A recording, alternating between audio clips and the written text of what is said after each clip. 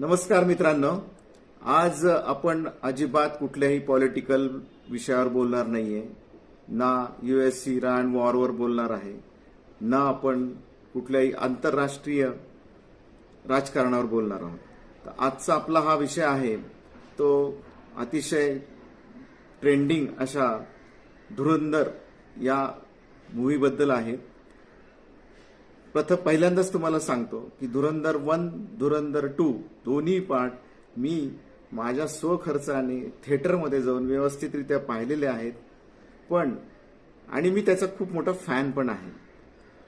पण काय होतंय की हा जो आता ट्रेंड येत चाललाय ना, हा फाईट सीन ज्या पद्धतीने आजकाल चित्रित करणं चाललंय, तर याबद्दल मला थोडंसं बोलायचं. आठवून बघा 90चे पिक्चर किंवा 2010 पर्यंतचे पिक्चर किंवा हा ट्रेंड सुरू होण्या आधीचे सिनेमामध्ये फाईट सीन कसे असायचे, तर एक विलनचा अड्डा असायचा, एक विलन असायचा, तिकडे त्याचे 4 गुंड बसलेले असायचे, एकाच्या गळ्यात लाल रुमाल बांधलेला असेल, एक टक्कल पडलेला जाड्या गुटगुटीत, एक लांब केस वाढलेला, अजून एक कोणीतरी दाढीवाला. पण असे ते शांतपणे उभे राहायचे. ते अजिबात असं काही मारामारी वगैरे असे डायरेक्ट काही सुरू करायचे नाहीत.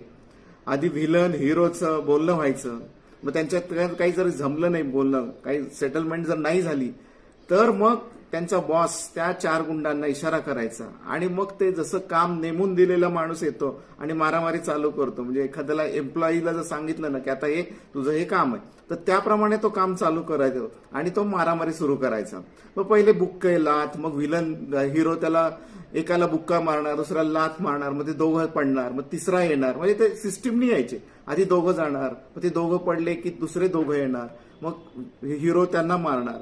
मग तिकडे अशी सुंदर अशी माठ किंवा ते मडकी अशी रचून ठेवलेली असायची आणि जाणकार प्रेक्षकांना ते माहीत असायचं की आता ही माठ फुटणार आहेत. मग ते फायटिंग इंटेन्स ज्यावेळी व्हायची त्यावेळी हिरो त्या व्हिलनच्या मधल्या एखाद्या गुंडाला उचलायचा आणि सरळ त्या माठांमध्ये फेकून द्यायचा आणि त्या माठांचा चुरडा व्हायचा आणि पब्लिक हा सीन एन्जॉय करायचे.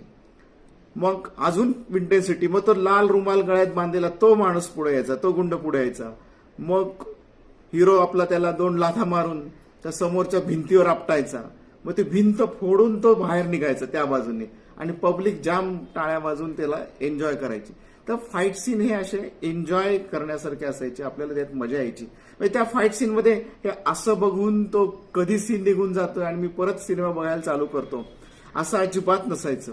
तर आता जो आलाय ना हा ट्रेंड, जो अॅनिमलमध्ये होता किंवा धुरंधरमध्ये होता, ऍक्च्युली धुरंधरमध्ये त्या पटकथेची गरजच आहे. आणि आदित्यधरचा मी अतिशय मोठा फॅन आहे आणि अतिशय सुंदरपणे त्यांनी ते दोन्ही सिनेमा डायरेक्ट केलेले आहेत आणि त्याच्यामध्ये ती कथेची गरज म्हणून ते व्हायलन्स त्याच्यामध्ये एवढा आलेला आहे. पण याला मी फाईट सीन नाही म्हणणार, हे व्हायलंट अतिहिंसक असे सीन आहेत आणि ती गरज आहे म्हणून त्यांनी ते केलं. पण मला काय सांगायचंय की आपल्याकडे कसं आहे की एखादा ट्रेंड आला ना की मग तो ट्रेंडच बनून जातो. म्हणजे 100 पिक्चर मधले 10 पिक्चर चालतात, 90 पिक्चर ऍव्हरेज असतात, फ्लॉप होतात, पण ते 90 पिक्चर त्या 10 पिक्चरचा ट्रेंड फॉलो करतात आणि मग अशा टाईपच्या मारामाऱ्या, अशा टाईपचं रक्तरंजित तसे ते सीन यायला लागतं पिक्चरमध्ये आणि ते नकोसं होतं. आत्ताच धुरंधर 1 नंतर एक रोमिओ नावाचा काहीतरी एक पिक्चर आला होता शाहिद कपूरचा. तर त्यामध्ये त्याचं तर तुम्ही ट्रेलरही बघू शकत नाही, ट्रेलर पण नाही पाहू शकत. त्याच्यामध्ये ते इतका प्रचंड व्हायलन्स आहे, म्हणजे रक्ताच्या होळीत अंघोळ घातलेली सगळ्या एकमेकाला आणि शाहिद कपूर स्वतः असा माखलेला दाखवलेला आहे. तर मला असं वाटतं की हा असा ट्रेंड होऊ नये आणि सेन्सॉरनी निश्चितच या गोष्टीकडे लक्ष दिलं पाहिजे. कारण की हे असे सिनेमांचे जर ट्रेंड झाले ना, तर निश्चितच आपण आपल्या फॅमिलीसोबत, आपल्या नातेवाईकांसोबत किंवा आपल्या फॅमिली घरामध्ये सुद्धा हे असे सिनेमा पाहू नाही शकणार. त्यामुळे मित्रांनो, धुरंधर बद्दल मी बोलतोय आणि धुरंधरचा मी एक फॅन क्लब आहे आणि फॅन क्लबच्या तुमच्यासारख्या फॅन क्लबला मी असं काहीतरी सांगतोय, ही फार मोठी रिस्क आहे. पण ऍक्च्युली हे होणं गरजेचं आहे. माझं एवढंच म्हणणं आहे की व्हायलन्सचा हा असा ट्रेंड नको.